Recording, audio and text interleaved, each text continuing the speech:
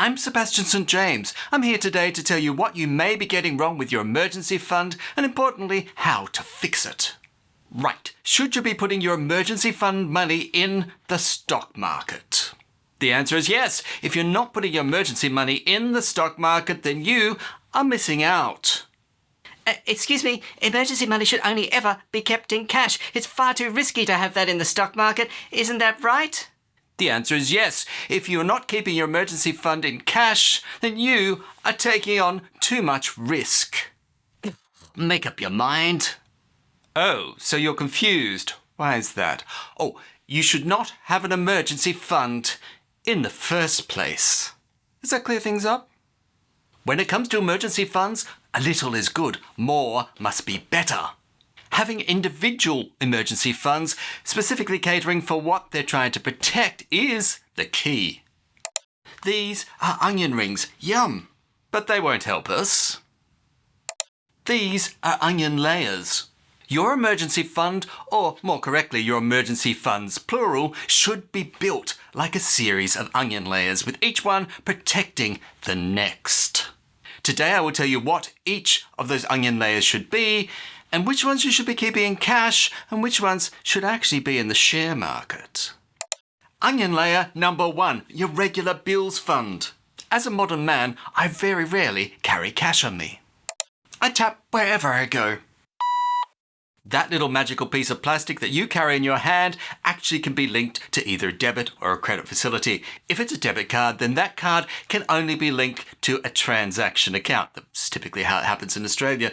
Transaction accounts don't get interest, or if they do, the interest is so infinitesimally small, we may as well call it zero. And that's nice for your bank. But hang on, that's not an emergency fund. Well, for me it is. I keep several $1,000s just one away. If my cat unexpectedly gets sick and we rush it off to the vet, there'll be $500, thank you very much. Oh, please pay now before you leave the vet surgery. So emergency money on tap is actually a fundamental part of modern life. You put your car in for its yearly service, you've got the funds there to cover it, but no, suddenly they discover that the air conditioner belt needs replacing. That's an extra $400. Have you got that? Well, you probably need to. So the inner ring of the onion, which, yes, pays for your regular bills, but it is also your first layer of defense in your emergency fund. In theory, that money could actually be divided up. You could keep the real emergencies in a high-interest savings account and only keep the bare minimum in a transaction account. Certainly that is an option. The question is, do you want to manually transfer the money across before you tap several times a month? Some of you may. For others, it's just worth keeping a few $1,000s in a transaction account and call it a day. Regular bills plus emergency fund. Now, how much money should you keep in this first layer of emergency fund money? Well, it's entirely up to you. If you're prepared to manually transfer money across all the time, then not so much. On the other hand, if you just want to be able to tap and guarantee that whatever you're going to spend that month will be basically covered, then probably a few thousand. So we'll say $2,000 to $5,000 in your first layer of emergency fund. Onion layer number 2, big ticket emergency fund. Your hot water heater is just blowing itself up, or your air conditioner no longer works. Guess what? It's too expensive to repair. It's got to be chucked out and replaced entirely. And of course, that requires a tradie or several of them, and they don't come cheap. This is Susie, and Susie needs braces. Oh, well, what's the cost of braces in Australia? Well, it appears metal braces are between $6,000 and $9,000. Lingual braces up to $15,000. Wow. That's far too much money to have sitting in a transaction account earning no interest. So, the second onion layer steps in here, which is the big ticket emergency fund, which should really be kept in a high interest savings account. Could that money be invested in the stock market? Probably not. You may be having big ticket items several times a year that you need to cover, so it's all short-term money, and therefore that's not really a place for the share market. So, how much should I keep in this second layer of emergency funds? But let's say $10,000 to $50,000, somewhere around that, but it's entirely up to you. Onion layer number 3, the income continuity fund. I've done a video on that recently, which goes into this in depth, but here is the short summary. The Income Continuity Fund, as the name would suggest, is designed to protect you between jobs. A lot of people live paycheck to paycheck. You want to move away from that. You want to move to a point where if you're out of work, it's not really an issue. You have the funds to protect yourself. Now, I have some bad news for you. Potentially, depends on what sort of job you're doing. As you get older, things may creep in.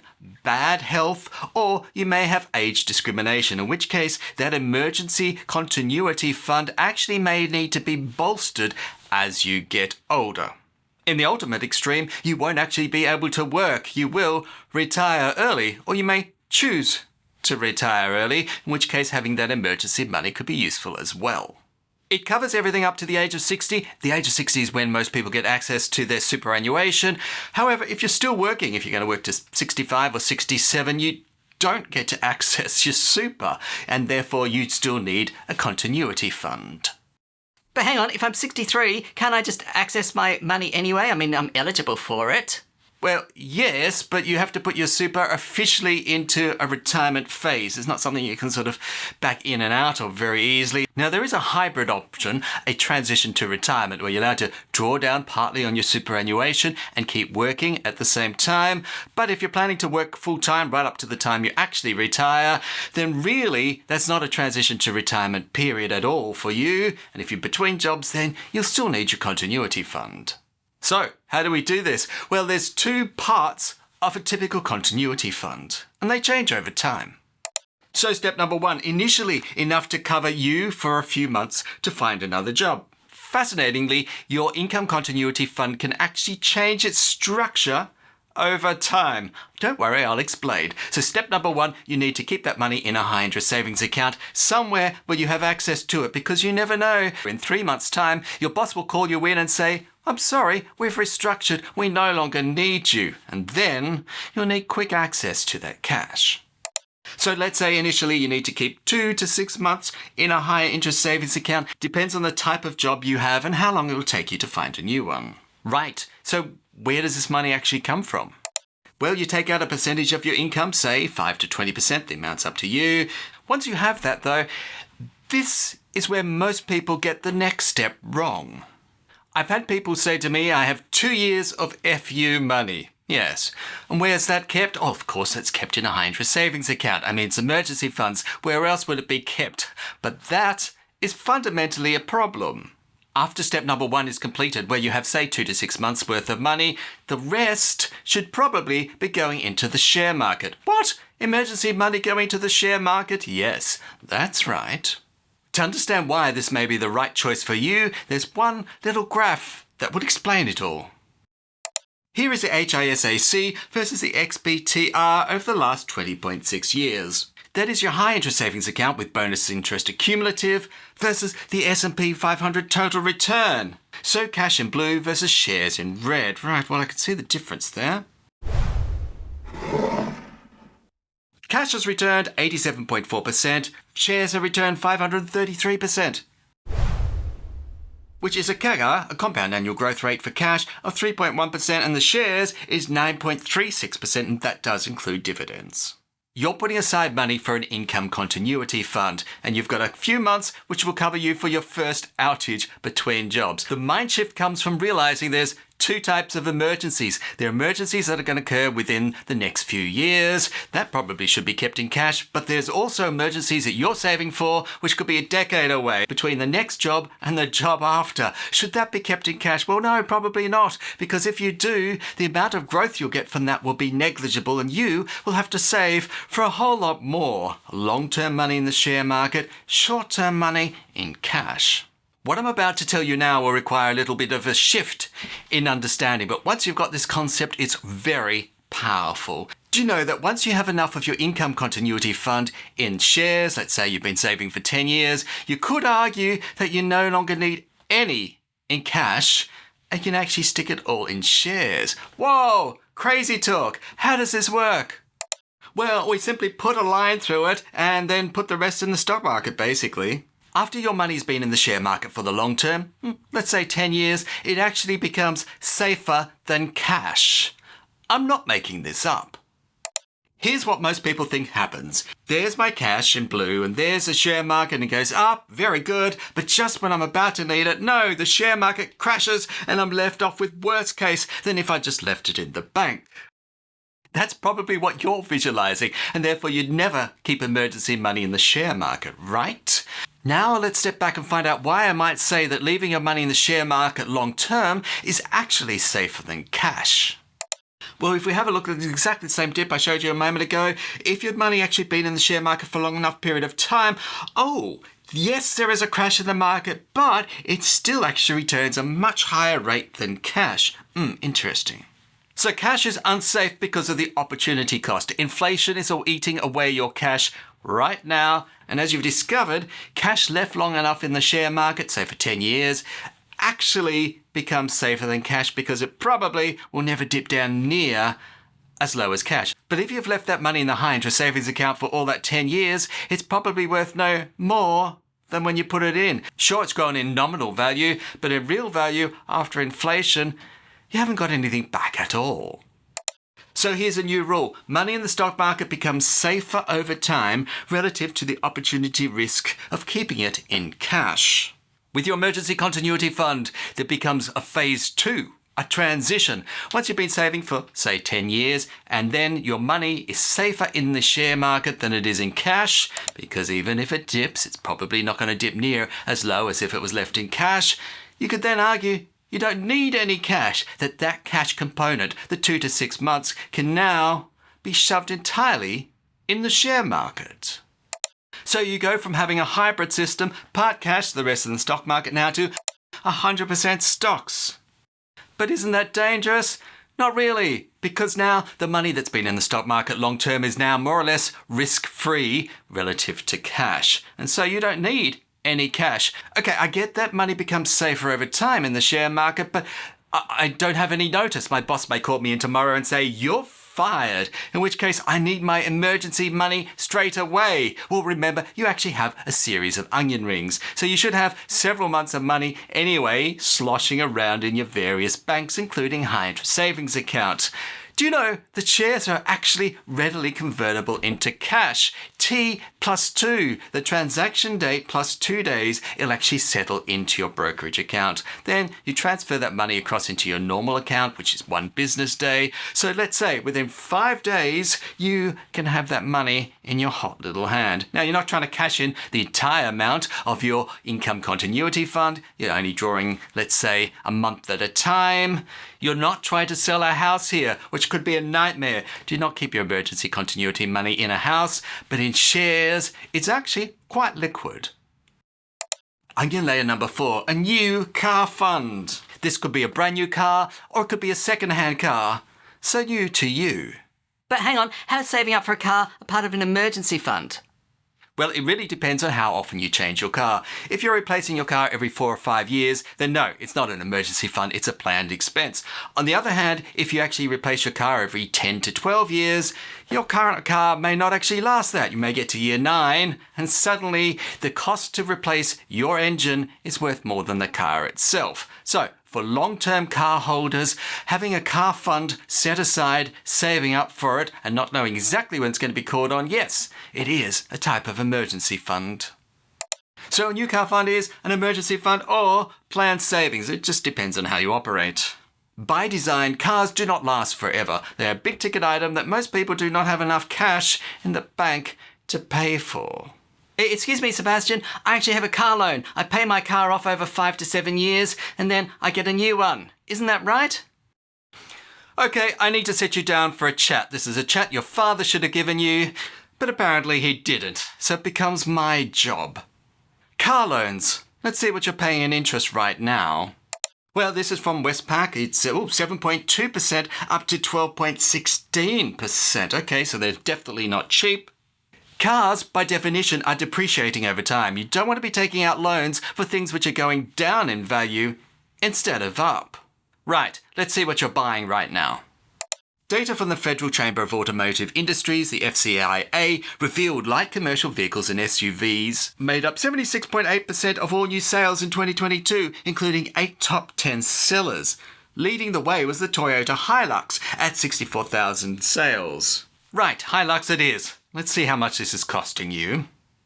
Right, there appears to be several different models. I'm not sure which model you people are buying, but let's choose one somewhere in the middle. Let's say the SR5, which is $62,000.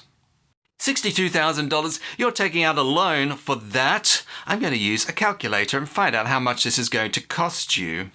$62,018 at 7.2% interest. Now remember, it can be from 7.2 up to 12.16. So I'm lowballing it here. This could actually cost you a lot more, and over 7 years. So the loan amount was $62,000. The estimated interest, $14,086. The total cost to you for a $62,000 car is $76,104. At a minimum. And to many of you, that's a completely normal experience. In fact, you could be financing with the car yard and it'll cost you a whole lot more. But instead of paying for your car after you bought it, what happens if you paid for it before you bought it? I know, it's a radical thought. Imagine if you saved up for your car ahead of time and actually paid for it in cash. I know many of you at the moment are just going, la la la la la. None of this is making sense to me. As a car is a long-term asset, 7, 8, 9 years. Long-term assets we save for in the share market. So if we stick that amount in the calculator, starting off with a deposit of 0, put in $6,600 a year, an interest rate of say 10%, this is say in the S&P 500, saving over 7 years, we get to $62,000. We can afford a brand new car. But hang on, how much have we actually deposited for this? $46,000. Oh, wow, that's a big difference. So now you have two options. Your new car can cost you $76,104 via a car loan or $46,200 via the S&P 500. It is your choice. If you have a car loan right now, your father and I would argue you're not being financially responsible. In fact, there's only 4 times I believe the average person should ever have a loan. Time number 1 is when you're buying your first car, assuming that your parents weren't able to help you out. That makes sense. Cars are essential. You need a car for your first job. You need a car to get around, and you may not have the money to pay for it. So a loan could make sense. Time number 2 is when you're buying your first home. Rent is expensive and essentially it's dead money that's being wasted. If you want a successful retirement, you probably want to be in your own home, so that means you need a first one. And to get into that, most people are going to need a loan. And time number 3 is short-term loans between houses. For example, when you buy house number 2 before selling house number 1. So what a lot of people do is have the purchase of their next home contingent on selling this one, but what if that falls through and you've lost your future dream home because this one didn't sell? So a reasonable option is to buy your new home first, take out a loan for a few months to cover that. Now, sell your new home, you've got a bit of breathing space, you're not going to be out on the street. Move into your new home, and when you sell your existing home, then you can actually pay back the loan in full. Time number 4 are investment loans, which return more than the loan interest. And they're the times I think it makes sense to actually have a loan. Did you see car loan on that list? Yes, but only once. Okay, Sebastian, you've now read me the riot act. I'm convinced that I need to save for future cars. But where should this money go? Should it be in the high interest savings account or should it be in the share market? It all comes down to how often you're replacing your car. If you're going to replace your car every 2 or 3 years, leave that money in a high interest savings account because you don't know what's going to happen within the share market over that period of time. But if you're replacing your car every 7, 8, 9 years, then it's probably going to do far better off if it's in the share market. The growth of the market can help pay for your car. Ultimately though, exactly where you want to put your money is a you decision, but I've given you the facts. Self-insurance fund. I've done a couple of videos on self-insurance. That's where you insure yourself. But basically it boils down to 2 concepts you need to understand. Concept number 1, everybody self-insures to some extent. I know, it may come as a shock to you. Do you have an insurance fund for your budgie? No? You just go to the vet and pay for the fees yourself? Or here it is, award-winning pet insurance. Yes, you can insure your pets. So pet insurance is a thing. But for most people, they don't bother taking it out. You self-insure. Do you have leg insurance? No, I don't mean regular health insurance. I mean insurance specifically for your legs. No? When supermodel Heidi Klum decided to insure her world-famous and never-ending legs, she flew to London to be inspected by underwriters. The strangest part, her legs were valued at £1.5 million. Do you have credit card insurance? No, I mean insurance in case you can't pay your credit card bills. Credit card insurance is a type of payment protection. The scheme is attached to a specific credit card account and pays towards any outstanding balance on your behalf if you're incapable of doing so. So you discovered there's actually insurance policies for many of the things that you would never dream on taking out those policies. So in fact, you're self-insuring yourself for most things in your life you probably hadn't even realized. The second thing to realize about insurance is it always costs you more over time. Those executive salaries have to be paid. Insurance companies pay their executives huge amounts, big bonuses. Plus, there's a healthy profit that goes back to the shareholders. Where does that money come from? It comes from your premiums. That's right, they're fees that are deducted from your premiums that if you self-insure, you don't have to pay.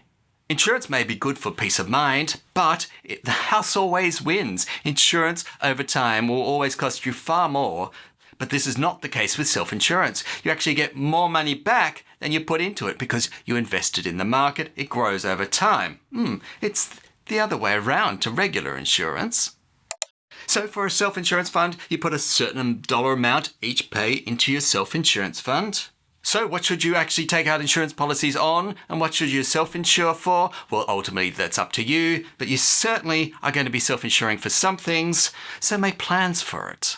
And that is the self-insurance onion ring layer. Now the question is, should I have individual self-insurance funds for all the things I'm self-insuring, just like regular insurance policies? I would argue no. And this is the reason. Most insurance is affordable for one reason only, and that is it is group insurance. There are some people who are claiming on their insurance policies quite a bit. You're very expensive. And there's other people who never ever claim on their insurance policies. The people who never claim on their insurance are actually helping offset the people who are claiming. So insurance actually becomes cheaper because of a group mindset. So if you actually allocate individual monies like you would in a normal insurance policies, you're not benefiting from this group experience. Having one pot of self-insurance money can actually help you offset some things which you might claim on more and other things which you've squirreled away but you don't ever end up claiming for. Let's say you've decided to take out a brand new self-insurance policy on, I don't know, something that costs you $5,000 or $10,000, but then you need to claim on it after 3 months. I haven't put enough premiums away for this. Well, this is true, but because your money all goes into one pot, it doesn't matter. You should have enough money to cover it. So where would my self-insurance money go? Well, initially into a high-interest savings account and eventually into 100% shares. It's a similar thing to your income continuity fund. So, should you keep your emergency fund in cash? The answer is yes. Should you keep your emergency fund in the share market? The answer is also yes. Strategically allocating your emergency funds, plural, into cash or into the share market, depending on how long you need it for, can be very powerful. But ultimately, I can only give you the facts and a range of options. How you choose to implement it is entirely up to you. In this video, we briefly covered an income continuity fund, protecting yourself against future outages in work. But how exactly does it work? Click here to find out, or if you've seen that, click here.